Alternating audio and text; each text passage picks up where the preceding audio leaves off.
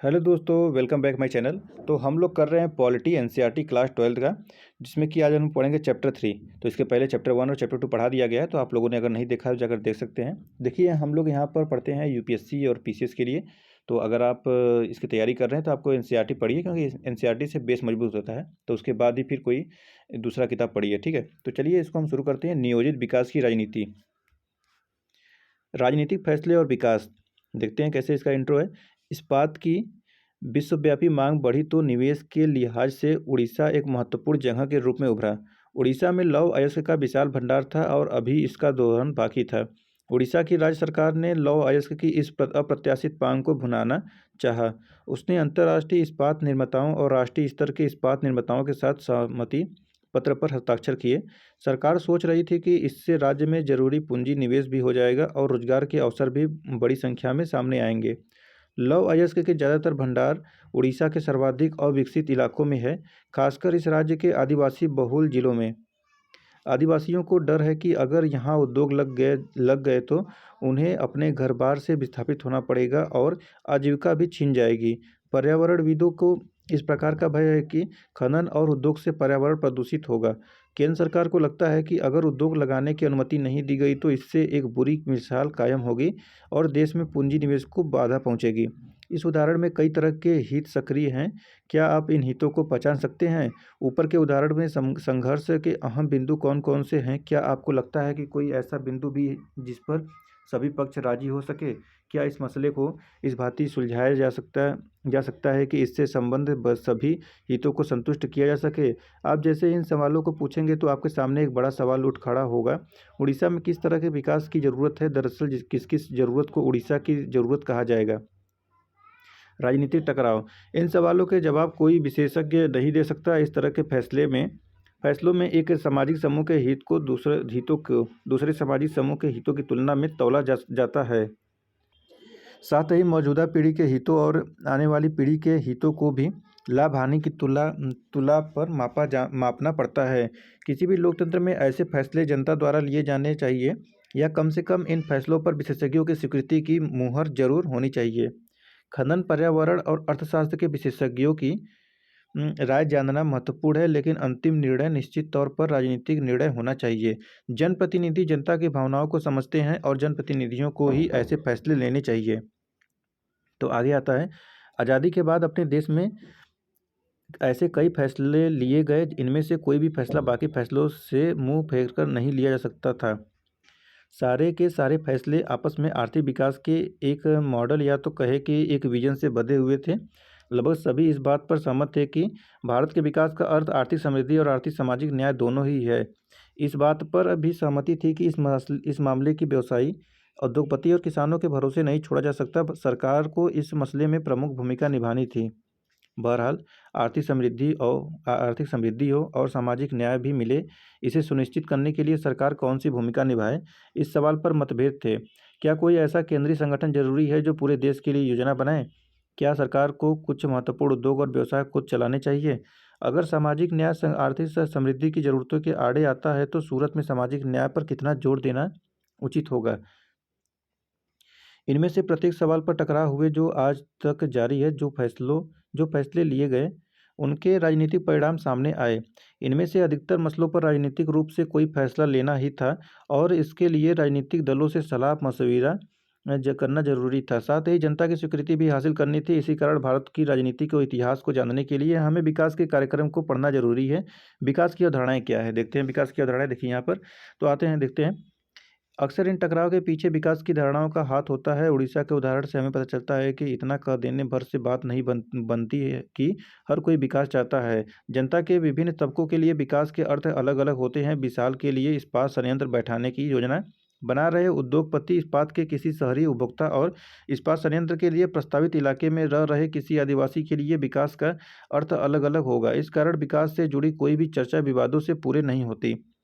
आज़ादी के बाद के पहले दशक में इस सवाल पर खूब बहसें हुई। उस वक्त लोग बाग विकास की बात आते ही पश्चिम का हवाला देते थे कि विकास का पैमाना पश्चिमी मुल्क है। आज भी एक अर्थ में हम इस बात को लक्ष्य कर सकते हैं। विकास का अर्थ था ज़्यादा से ज़्यादा आधुनिक होना और आधुनिक होने का अर्थ था पश्चिमी औद्योगिक देशों की तरह होना। माना जाता था कि पश्चिमी मुल्कों की तरह हर देश को आधुनिकीकरण की प्रक्रिया से गुजरना होगा। जिस तरह पश्चिमी मुल्कों में आधुनिकीकरण के कारण पुरानी सामाजिक संरचना टूटी और पूंजीवादी तथा उदारवाद का उदय हुआ, उसी तरह दुनिया के बाकी देशों में भी होगा। आधुनिकीकरण को समृद्धि, भौतिक प्रगति और वैज्ञानिक तर्क बुद्धि का पर्यायवाची माना जाता था। विकास की ऐसी धारणा को मानने के कारण तब हर कोई विभिन्न देशों की विकसित, विकासशील अथवा अविकसित बताकर उसके बारे में अपनी बातें कहता था। आज़ादी के वक्त हिंदुस्तान के सामने विकास के दो मॉडल थे। पहला उदारवादी पूंजीवादी मॉडल था, यूरोप के अधिकतर हिस्सों और संयुक्त राज्य अमेरिका में यही मॉडल अपनाया गया था। दूसरा समाजवादी मॉडल था, इसे सोवियत संघ ने अपनाया था। आप इन दोनों विचारधाराओं के बारे में पढ़ चुके हैं और आप यह भी जानते हैं कि दो महाशक्तियों के बीच शीत युद्ध का दौर चला था। उस वक्त हिंदुस्तान में बहुत से लोग विकास के सोवियत मॉडल से गहरे तौर पर प्रभावित थे। ऐसे लोगों में भारतीय कम्युनिस्ट पार्टी के ही नहीं बल्कि सोशलिस्ट पार्टी और खुद कांग्रेस के नेहरू तक शामिल थे। अमेरिकी तर्ज के पूंजीवादी विकास के पैरोकार कम थे। अब यहाँ पर आता है, आज़ादी के आंदोलन के दौरान ही एक सहमति बन गई थी और नेताओं की इस पसंद में यही सहमति प्रतिबिंबित हो रही थी। राष्ट्रवादी नेताओं के मन में यह बात बिल्कुल साफ थी कि आज़ाद भारत की सरकार के आर्थिक सरोकार अंग्रेजी हुकूमत के आर्थिक सरोकारों से एकदम अलग होंगे। आज़ाद भारत की सरकार अंग्रेजी हुकूमत की तरह संकुचित व्यापारिक हितों की पूर्ति के लिए काम नहीं करेगी। आज़ादी के आंदोलन के दौरान ही यह बात भी साफ हो गई थी कि गरीबी मिटाने और सामाजिक आर्थिक पुनर्वितरण के काम का मुख्य जिम्मा सरकार का होगा। नेताओं में इन बातों को लेकर बहस छिड़ी। कुछ औद्योगिकरण को उचित रास्ता मानते थे तो कुछ की नज़र में कृषि में विकास करना और ग्रामीण क्षेत्र की गरीबी को दूर करना सर्वाधिक जरूरी था। देखिए यहाँ पर यह नेहरू जी हैं और योजना आयोग के सदस्यों को संबोधित करते हुए हैं। देखिए योजना आयोग कैसे लोग ऐसे नीचे बैठकर, अब के समय में तो लोग को नीचे ऐसे नहीं बैठ पाते हैं, लेकिन उस समय देखिए दरी पर लोग बैठ जाते हैं। योजना आयोग के सदस्य हैं ये लोग। आगे आते हैं हम लोग, देखते हैं नियोजन क्या है। मतभेदों के बावजूद एक बिंदु पर सभी सहमत थे कि विकास का काम निजी हाथों में नहीं सौंपा जा सकता और सरकार के लिए जरूरी है कि वह विकास का एक खाका अथवा योजना तैयार करे। दरअसल अर्थव्यवस्था के पुनर्निर्माण के लिए नियोजन के विचार को 1940 और 1950 के दशक में पूरे विश्व में जन समर्थन मिला था। यूरोप महामंदी का शिकार होकर कुछ सबक सीख चुका था। जापान और जर्मनी ने युद्ध की विभीषिका झेलने के बाद अपनी अर्थव्यवस्था फिर खड़ी कर ली थी और सोवियत संघ ने 1930 तथा 1940 के दशक में भारी कठिनाइयों के बीच शानदार आर्थिक प्रगति की थी। इन सारी बातों के कारण नियोजन के पक्ष में दुनिया भर में हवा बह रही थी। इस तरह देखें तो योजना आयोग कोई आकस्मिक आविष्कार नहीं था। दरअसल यह कहानी अपने आप में बड़ी दिलचस्प है। हम आमतौर पर सोचते हैं कि निजी निवेशक मसलन उद्योगपति और बड़े व्यापारिक उद्यमी नियोजन के पक्ष में नहीं होते। वे एक खुली अर्थव्यवस्था चाहते हैं जहां पूंजी के बहाव पर सरकार का कोई अंकुश न हो। लेकिन भारत में ऐसा नहीं हुआ। 1944 में उद्योगपतियों का एक तबका एकजुट हुआ। इस समूह ने देश में नियोजित अर्थव्यवस्था चलाने का एक संयुक्त प्रस्ताव तैयार किया। इसे बॉम्बे प्लान कहा जाता है। बॉम्बे प्लान की मंशा थी कि सरकार औद्योगिक तथा अन्य आर्थिक निवेश के क्षेत्र में बड़े कदम उठाए। इस तरह चाहे दक्षिणपंथी हो अथवा वामपंथी, उस वक्त सभी चाहते थे कि देश नियोजित अर्थव्यवस्था की राह पर चले। तो अब आगे देखते हैं शुरुआती कदम क्या है। सोवियत संघ की तरह भारत के योजना आयोग ने भी पंचवर्षीय योजनाओं का विकल्प चुना। इसके पीछे एक सीधा साधा विचार था कि भारत सरकार अपनी तरफ से एक दस्तावेज तैयार करेगी जिसमें अगले 5 सालों के लिए उसकी आमदनी और खर्च की योजना होगी। तो इस योजना के अनुसार केंद्र सरकार और सभी राज्य सरकारों के बजट को 2 हिस्सों में बांटा गया। एक हिस्सा गैर योजना व्यय का था। इसके अंतर्गत सालाना आधार पर दैनंदिन मदों पर खर्च करना था। दूसरा हिस्सा योजना व्यय का था। योजना में तय की गई प्राथमिकताओं को ध्यान में रखते हुए इसे 5 साल की अवधि में खर्च करना था। पंचवर्षीय योजना पर अमल करने का एक फायदा यह था कि सरकार के सामने अर्थव्यवस्था की एक बड़ी तस्वीर होती थी। वह अर्थव्यवस्था में लंबी अवधि के हस्तक्षेप कर सकती थी। 1951 में प्रथम पंचवर्षीय योजना का प्रारूप जारी हुआ और इसी साल नवंबर में इस योजना का वास्तविक दस्तावेज भी जारी किया गया। इससे देश में गहमागहमी का माहौल पैदा हुआ। जीवन के हर क्षेत्र के लोग, मसलन बुद्धिजीवी, पत्रकार, सरकारी और गैर सरकारी क्षेत्र के कर्मचारी, उद्योगपति, किसान और राजनेता आदि ने योजना के दस्तावेज पर व्यापक बहस मुबाहिसा चलाया। नियोजन को लेकर देश में जो गहमागहमी पैदा हुई थी वह 1956 से चालू दूसरी पंचवर्षीय योजना के साथ अपने चरम पर पहुंच गई। 1961 की तीसरी पंचवर्षीय योजना के समय तक यह माहौल जारी रहा। चौथी पंचवर्षीय योजना 1966 से चालू होनी थी, लेकिन इस वक्त का नियोजन एक नयापन एक हद तक मंद पड़ गया था और भारत गहन आर्थिक संकट की चपेट में आ चुका था। सरकार ने पंचवर्षीय योजना को थोड़ी देर विराम देने का फैसला किया। हालांकि इन योजनाओं की प्राथमिकताओं और प्रक्रिया को लेकर अनेक आलोचनाएं सामने आई, लेकिन यह बात सच है कि इस वक्त तक भारत के आर्थिक विकास की बुनियादी पड़ चुकी थी। अब यहाँ पर आता है प्रथम प्रथम पंचवर्षीय योजना। तो प्रथम पंचवर्षीय योजना 1951 से 56 की कोशिश देश को गरीबी के मकड़ जाल से निकालने की थी। योजना को तैयार करने में जुटे विशेषज्ञों में के.एन. राज्य थे। इसी युवा अर्थशास्त्री की दलील थी कि अगले 2 दशक तक भारत को अपनी चाल धीमी रखनी चाहिए, क्योंकि तेज रफ्तार विकास से अर्थव्यवस्था को नुकसान पहुंचेगा। पहली पंचवर्षीय योजना में ज़्यादा जोर कृषि क्षेत्र पर था। इसी योजना के अंतर्गत बांध और सिंचाई के क्षेत्र में निवेश किया गया। विभाजन के कारण कृषि क्षेत्र को गहरी मार लगी थी और इस क्षेत्र पर तुरंत ध्यान देना जरूरी था। भाखड़ा नांगल जैसी विशाल योजनाओं के लिए बड़ी धनराशि आवंटित की गई। इस पंचवर्षीय योजना में माना गया था कि देश में भूमि के वितरण का जो ढर्रा मौजूद है, उससे कृषि के विकास को सबसे बड़ी बाधा पहुंचती है। इस योजना में भूमि सुधार पर जोर दिया गया और उसे देश के विकास की बुनियादी चीज माना गया। योजनाकारों का बुनियादी लक्ष्य राष्ट्रीय आय के स्तर को ऊंचा करने का था। यह तभी संभव था जब लोगों की बचत उनके खर्चे से ज़्यादा हो। 1950 के दशक में खर्च का स्तर भी बहुत नीचे था। इसे अब और कम नहीं किया जा सकता था। इस योजनाकारों ने बचत को बढ़ावा देने की कोशिश की। यह काम भी कठिन था, क्योंकि देश में रोजगार के काबिल जितने लोग थे, उनकी तुलना में देश का मौजूदा पूंजी भंडार कम था। बहरहाल नियोजन की प्रक्रिया में लोगों की बचत तीसरी पंचवर्षीय योजना तक बढ़ी, लेकिन यह बचत उम्मीद के अनुरूप नहीं थी। प्रथम पंचवर्षीय योजना की शुरुआत में इससे कहीं ज़्यादा बचत की उम्मीद की गई थी। बाद के दिनों में यानी 1960 के दशक से लेकर 1970 के दशक के शुरुआती सालों तक बचत की मात्रा में लगातार कमी आई। अब आता है औद्योगिकरण की तेज रफ्तार। दूसरी पंचवर्षीय योजना में भारी उद्योगों के विकास पर जोर दिया गया। पीसी महालनोबिस के नेतृत्व में अर्थशास्त्रियों और योजनाकारों की एक टोली ने यह योजना तैयार की थी। पहली योजना का मूल मंत्र था धीरज, लेकिन दूसरी योजना की कोशिश तेज गति से संरचनात्मक बदलाव करने की थी। इसके लिए हर संभव दिशा में बदलाव की बात तय की गई थी। सरकार ने देसी उद्योगों को संरक्षण देने के लिए आयात पर भारी शुल्क लगाया। संरक्षण की इस नीति से निजी और सार्वजनिक क्षेत्र के उद्योगों को आगे बढ़ने में मदद मिली। चूंकि इस अवधि में बचत और निवेश दोनों ही बढ़ रहे थे, इसलिए बिजली, रेलवे, इस्पात, मिशनरी और संचार जैसे उद्योगों को सार्वजनिक क्षेत्र में विकसित किया जा सकता था। दरअसल औद्योगिकरण पर दिए गए इस जोर ने भारतीय अर्थव्यवस्था के विकास को एक नया आयाम दिया। बहरहाल इसके साथ कुछ समस्याएं भी थीं। भारत प्रौद्योगिकी के लिहाज से पिछड़ा हुआ था और विश्व बाजार में प्रौद्योगिकी खरीदने में उसे अपनी बहुमूल्य विदेशी मुद्रा खर्च करनी पड़ी। इसके अतिरिक्त उद्योगों ने कृषि की अपेक्षा निवेश को ज़्यादा आकर्षित किया। ऐसे में खाद्यान्न संकट की आशंका अलग से सता रही थी। भारत के योजनाकारों को उद्योग और कृषि के बीच संतुलन साधने में भारी कठिनाई आई।